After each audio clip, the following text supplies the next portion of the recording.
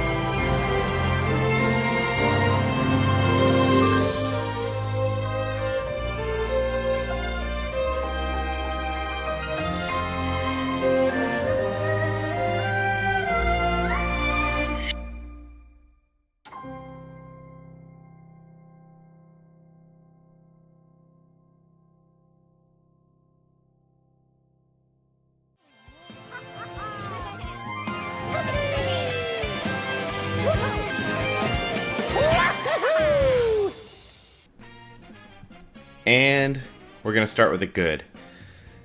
Under the good, we're going to talk about how the Switch is the Switch. It happened, which is bizarre almost in a way. And we're going to try to think back to a simpler time pre-Switch. We're going to talk about Labo. We're going to talk about platforms consolidating, Nintendo merging their mobile and console space. We're going to talk about how the games are much less casual, and we're going to talk about the controller.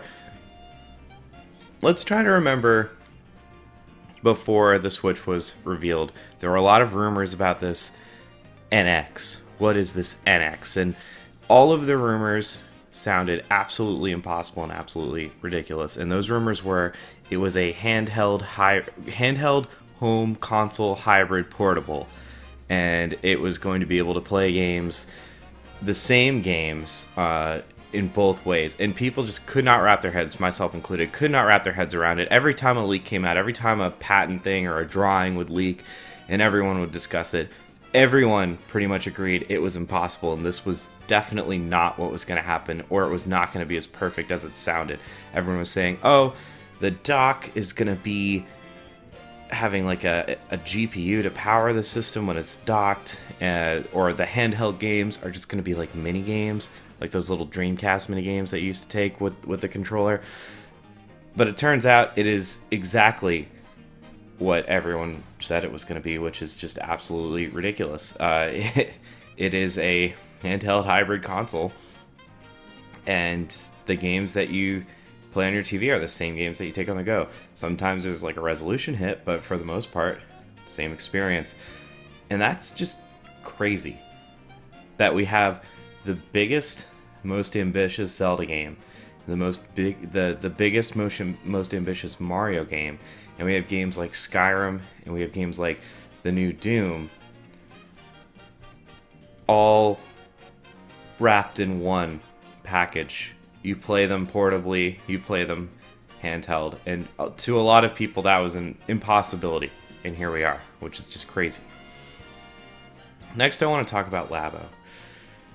Everyone loved Labo nobody just said Labo is a terrible idea. Everyone was at least intrigued in the idea of Labo, and I think it has a lot of promise. Unfortunately, Labo is going to show up in the bad category also, but just emphasizing the good of Labo, it's extremely innovative, it's extremely creative, and it's probably the best, most fun new implementation of VR/AR on the market.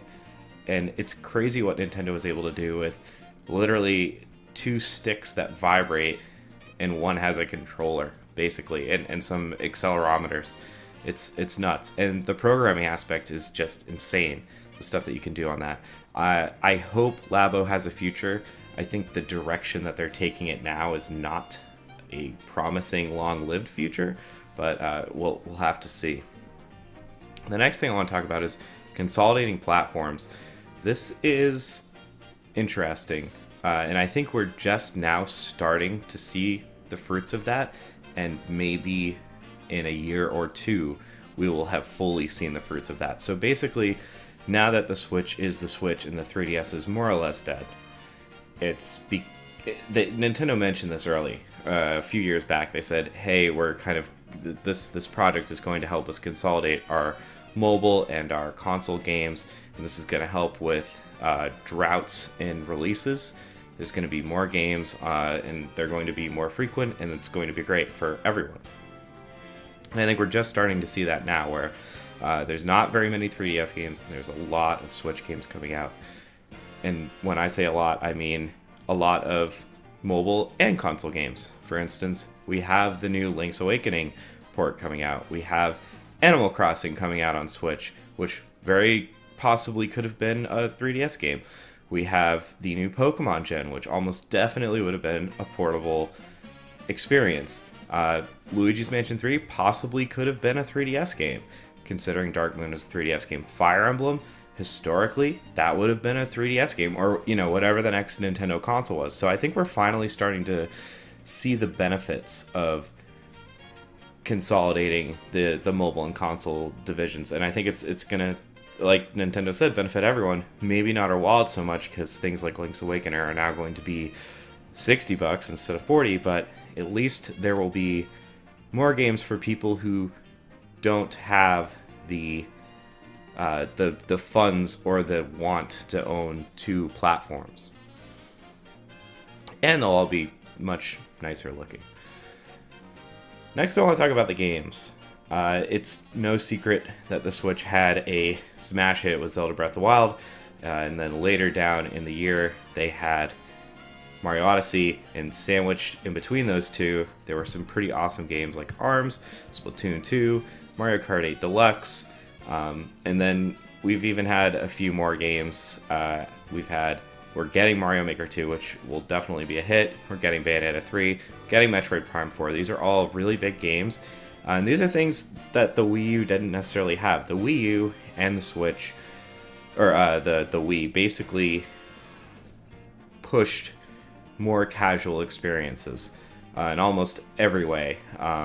And this is kind of a return to form for Nintendo, acknowledging hardcore fans and making, quote, hardcore games for those, quote, hardcore fans. They definitely still have casual experiences like 1-2 Switch, but I think in a Wii world, like if the Switch came out in 2006 or whatever, we would have seen like a lot of 1-2 Switches and a lot of like Link's crossbow training type experiences that we're not seeing as much anymore, which is good. And kind of speaking on that casual note, this is the first time in a really long time that the Switch has had kind of a Nintendo console has had the standard button layout. I'm talking like 2 bumpers, the 4 face buttons, 2 joysticks, clickable sticks, D-pad, more or less. And a lot of people will say, oh, well, the Wii U had that. But the Wii U, the only controller that had that was the Wii U gamepad. Every other controller was, a Wiimote or a Wiimote and nunchuck. And before that, it was just a Wiimote and nunchuck. So this is really the first time that standard button layout is coming back in full force. And that's great to see. And I think that's really helped and will continue to help a lot of the experiences. And the last thing is, the Switch is like good for your wallet. Like, yes, there is like a quote-unquote Switch tax. There's a lot of things that you could or should have to buy with the Switch, like an SD card, a few other, maybe a stand, which we'll talk about later. But for the most part, you are kind of saving money, because in the past, if you wanted to buy a Wii U, that was like $300. If you wanted to buy the deluxe Wii U, that was $350. The Wii was $250. But if you wanted to buy a 3DS as well, let's say you bought a Wii in 2006 for $250, and then when the 3DS came out, it started at $250. If you wanted both of those, it's $500. Let's say you waited and you bought a Wii U for $300, and then at that point the 3DS was a little cheaper. That was still like $200. So you're kind of saving even if you spend $100 on accessories and stuff, you're still saving a bit of money. It's kind of nice. It's nice because I personally would have bought both platforms on day one, the dedicated mobile and the dedicated console. So it's kind of cool that I would say we're saving some money. And that's gonna wrap it up for the good. Just kind of moving on. These are all constructive criticisms going forward for the bad and the ugly. They are not unfixable things by any means. They're just things that would vastly improve the platform if Nintendo fixed them.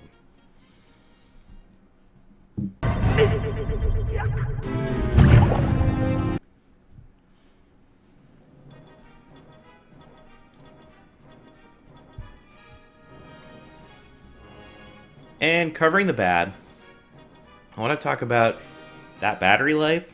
I want to talk about Labo. Again, I want to talk about the port fever.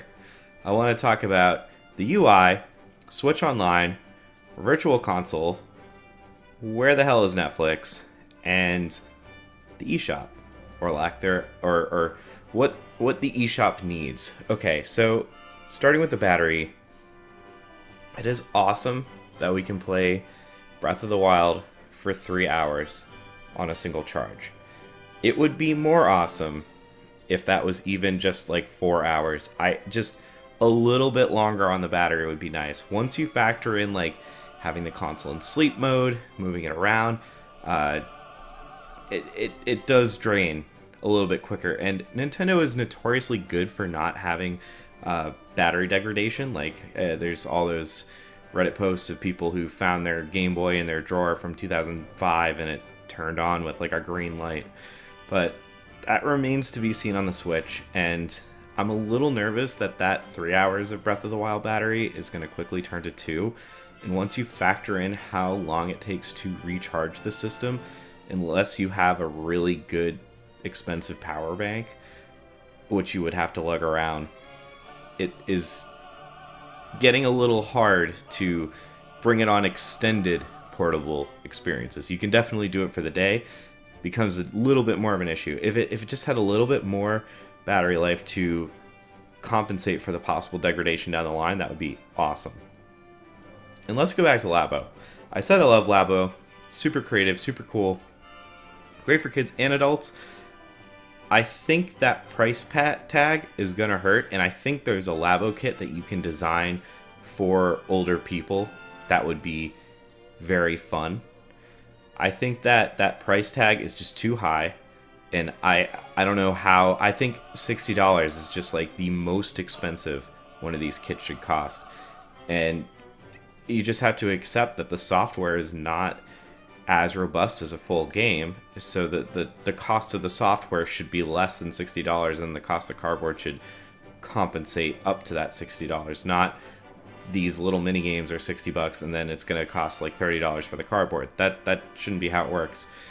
I think they need to find like a sweet spot. $60, honestly, if they could release a $40 Labo kit, I think that would be awesome, just to like build an install base. And like I said, I think there's an adult integration. There's a lot of talks of like VR support coming to the Switch via Labo. I think that's possibly a thing. I think even some kind of like game, like between that, a game that's fun for all ages. Nintendo's great at making games that are fun for all ages. Just something that's not quite as childish, because I think it can penetrate a wider audience, and I think you need that wider hardcore Nintendo fan audience to kind of champion Labo and get it the exposure that it needs. So basically, I don't think Nintendo's handling Labo that well. Now I want to talk about port fever. I'm okay with the ports. I think everyone agrees that we're okay with the ports, but when Donkey Kong Country Tropical Freeze comes out at $50 on the Wii U, and then it comes out for $60 on the Switch with really nothing added to it. It begs the, like, why? Like, why are we doing this? And look, it's fine if you want to make your game $60. It's just, like, very frustrating and, like, head scratchy. Like, why? I think 50 would be nice. Honestly, 40 I think is the sweet spot for these types of ports. It's not uncommon for remasters and ports from older generations on the other guys, on Sony and Microsoft's end, to not retail at full price. I'm like, just even thinking of like the Shadow of the Colossus remake, which was a complete remaster from start to finish rather than a straight port. That was $40. So I don't know. The port thing, I understand that we're almost done with it. Like, there's not a whole lot of games you can port left. Like, Mario 3D World is really kind of the last one that I can think of that would be worth it. But going forward, maybe the Switch 2, whatever the next console is, Nintendo should just kind of think it through a little as they approach the ports in the future. Next, I want to talk about UI. It's weird. It's weird in that it's great, but it's also weird in that, like, it's super limited, and we're at the Switch's second birthday. I remember, like, browsing it, and I think everyone browsing it was like, it's simple, it's elegant, it's snappy, and that's all you really need. And it would be followed up with, and down the line, of course, Nintendo will, like, buff it up. And here we are 2 years later, and there's been no buff to the UI at all. I'm talking themes, we have gotten more icons, but maybe even a few more still. I'm talking more robust online integration with like your friends and your party members. Just anything really. Like, there's a lot that you could do to the UI. It's like a better software layout, maybe folders. And a lot of this has been done by homebrew people, so it's not like it's impossible. Obviously, it's not impossible. It's just it is the themes, for me at least right now. It's like, where are those themes? Because, like, other Nintendo platforms have had themes, and it seems like it'd be an easy way to make $2.50 or $5 per theme, and you already have a theme drawer. It's just black and white, which is a little odd. So yeah, let's get some themes and maybe some UI enhancements. Next thing I want to do is talk about Switch Online. Obviously, people are not happy about it. It was one thing that it just kept getting delayed, which made us think that it was going to be worth something. Turns out it really isn't. The games that it comes with are lackluster, with the exception of Tetris 99, which I made a cool video. Well, maybe it's not cool. I'll let you decide. A video about. But it's not worth $20 at all, as it stands, which is kind of a bummer. And it's a bummer that we're all paying for this service, and it's just not worth it. And I don't know what Nintendo can do at this point. I think they're kind of between a rock and a hard place, where, like, they're definitely not going to make it free anymore, but I guess based on, like, the cost-benefit analysis, they don't want to give us more features without making it more expensive. So if they're going to make it more expensive, they better make it much, much better than it is, or they can just keep this lackluster thing, and people are going to kind of be frustrated, and that's a damn shame. But we'll see. But I think there's a lot of things they could do to Switch Online. They could keep pumping out games like the Tetris 99. They could obviously make their other games, their classic games, more robust.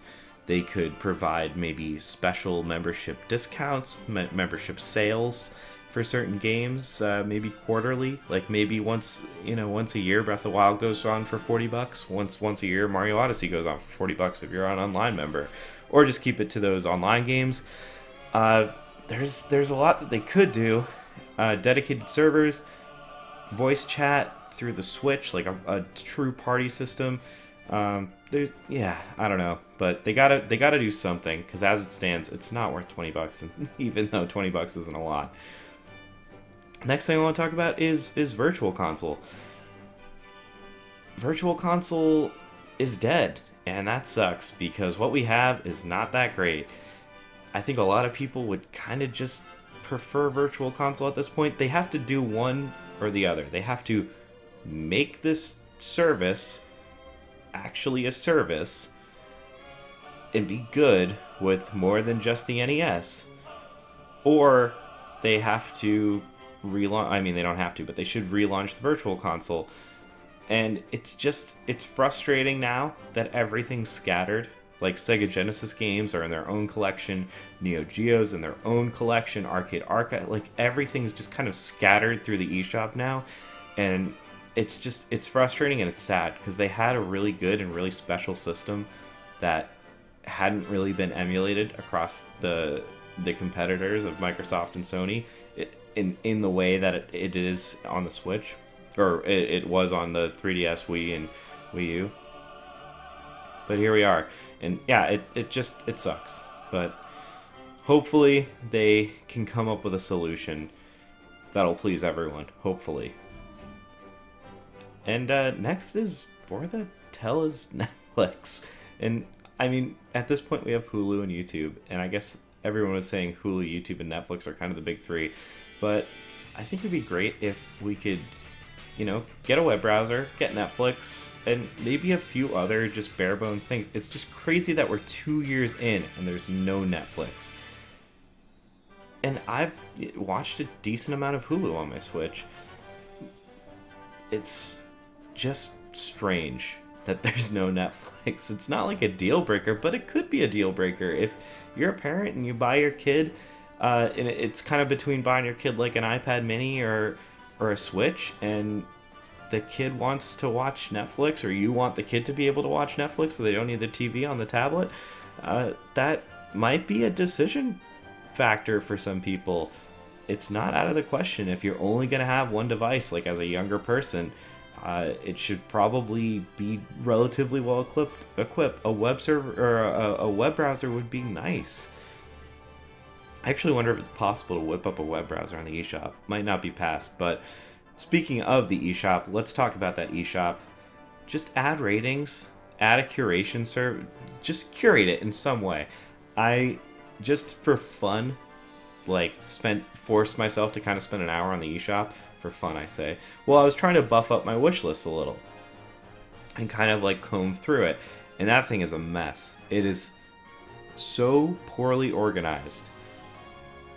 It's unbelievable, and it's something that could be fixed so easily. All you would need, it's not like this is the first electronic app store. There's so many ways so many points of reference that you could look for inspiration. It's honestly just baffling that there's not even a way to really search for first party exclusive games, which is just crazy to me. So yeah, fix that eShop. And that's it for the bad. Basically, these are all little things if you think about it. Labo, that might be a lost cause just based on how Nintendo goes. Ports, that's already happened, we're done. But fixing the UI, grabbing Netflix, beefing up Switch Online, and maybe throwing a few ROMs and rebooting the Virtual Console, that's not that crazy of a problem list. There's a lot of products that have much bigger, much more real fundamental core issues. So this is not that bad. And honestly, good job, Switch, especially because this is kind of new for Nintendo. It's a combination of this platform being the Switch being new, combination of Nintendo trying to get serious online being new, combination of Nintendo trying a new thing with the Virtual Console. There's a lot of new with this, and there's going to be hiccups, but that's my constructive criticism for the bad. We're going to move on to the ugly. There's only two things, which is good, and then we're going to move on to the future. Go to Gamelon and find my father. Great! I can't wait to bomb some Dodongos! So like I said, with the ugly, there's only two things I want to talk about. One's kind of a joke. One is fairly serious, actually. We're going to talk about that stupid kickstand, and we're going to talk about how things already kind of seem limited for the Switch. And let's talk about that stupid kickstand. What the hell? Like, how did they screw this up so bad? It is, like, honestly the worst kickstand I've ever used. 0 out of 10 on the kickstand.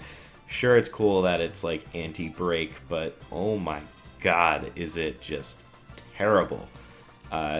Just every aspect of it. It's flimsy. It has to work on a perfectly flat surface. It can't take a hit from, like, 80% of the base of the system and stay up. You can't charge it while the kickstand's up. There are so many other designs that I could think of in like 2 minutes that would honestly probably cost less to implement. Not that I'm like a crazy engineer or anything, but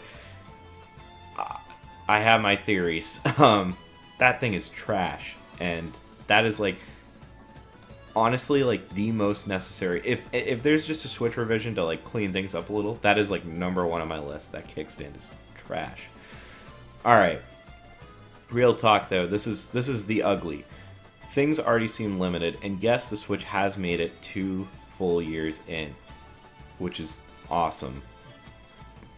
And we're already in the middle of the 3rd year, and there's still promise of true AAA first-party games like Mortal Kombat 11 and Doom Eternal hitting the Switch on day and date with other platforms, and that is fantastic. That really is special. It is great that these games are able to happen, but like I said, things already seem limited. It is a little concerning when Wolfenstein 2 and Doom are not really pulling their weight that well. And it's a little concerning that we got Skyrim for the Switch instead of maybe Fallout 4. It's a little concerning that really Bethesda is pushing a lot of games now that I think about it. And like when you look at Rockstar's offering, it's LA Noire. Like, it seems like it's fairly easy to get last gen games like Xbox 360, PS3 games out, and fairly challenging. Like, it requires not just a port so much as a substantial overhaul to get games working on the Switch from the Xbox One, PS4 generation. The Final Fantasy 15 port we got was not Final Fantasy 15, it was a mobile version. And that's another thing. It seems like a lot of games that are coming to Switch are also getting mobile iterations or mobile variants at the same time or shortly thereafter, with Final Fantasy 15 being one, with Stardew Valley being another, but that had to come to Switch. It's Fallout Shelter. It's a little concerning that we already seem limited and we're on the horizon of the next consoles, which is why I think Switch might just squeeze it out. Barely. Like, it might have a year where it gets almost no support at the very end, but I think once the PS5 and Xbox 2 come out, there will be no realistic way a lot of the bigger games are going to be able to come to the Switch. And kind of coming off of that note, there's this promise of, yes, it's a console. It's a console that plays console quality games, and it does. But there's a reason that we haven't gotten Black Ops 4 or PUBG or Apex Legends yet, or big, huge selling AAA games, Anthem, Mass Effect, Andromeda. There's a reason we haven't gotten those on the Switch, and it's because it's hard for the Switch to handle those games. It's not a straight port, it's a substantial dev effort.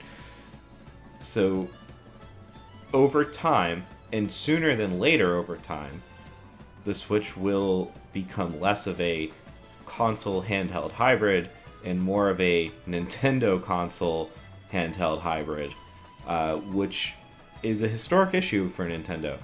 And that's not to say that there is not plenty to play now and there will be plenty to play later, but Nintendo struggled with third parties, and I think there was a little hope that things would be different this time, but it doesn't look like they are going to be truly different.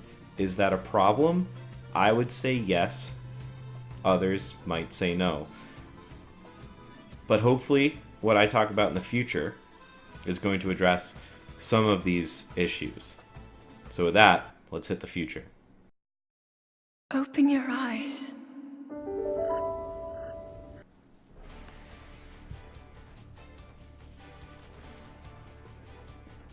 So if you made this part of the future, congratulations, guys. Welcome to the future. Again, we're doing a giveaway every 10 subs. And if you made it this far, consider smashing that like button. Super, super appreciated. So for the future, we're going to be talking about streaming in general, possible hardware revisions, Xbox streaming, and keeping those games coming. Let's talk about streaming first. So in Japan, there are currently 2 games that you can stream, to my knowledge, through the Nintendo Switch. Those games are Resident Evil 7 and Assassin's Creed Odyssey. And from hearsay, they work fairly well in Japan. You technically can play them here, but they don't work super, super well. And there's a few things to think about here. One, it would not truly be a true portable experience in that you would need to be tethered to extremely good Wi-Fi to make this happen if they were to bring these experiences stateside. So you wouldn't be able to play this on the train, for example, but you could play portably at home, which I think is, I mean, if it's between that and not getting the games at all, this is a way to get the games. And 2, this could be a solution to what I said, where things are already kind of seeming limited. The downside is it basically any third-party AAA game, it would almost, in my mind, be automatic that we'd be getting the streaming version, because it would be way easier than a significant dev effort to make a localized version of the game, which I would prefer to have like a physical copy, but whatever. So streaming is definitely in the pipeline, and I think for the Switch more than almost anything.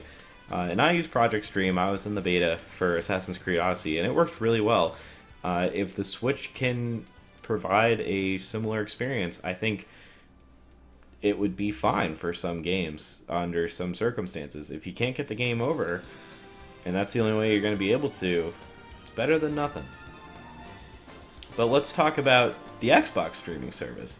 So there's rumors that Game Pass is coming to Nintendo Switch. And if Game Pass comes to Nintendo Switch, the Switch will, like, in my mind, just dominate, like, the next generation, and presumably Switch 2, assuming that it would be a similar concept and it would keep the Microsoft thing.